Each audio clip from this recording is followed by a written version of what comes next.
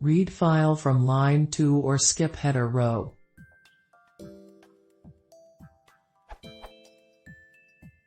How can I skip the header row and start reading a file from line 2?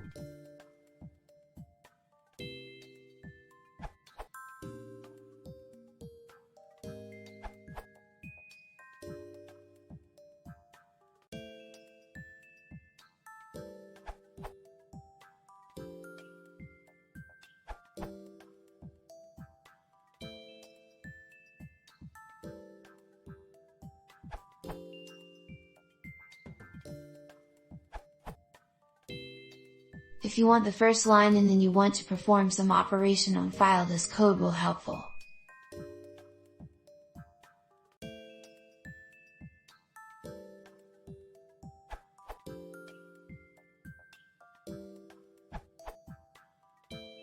If slicing could work on iterators,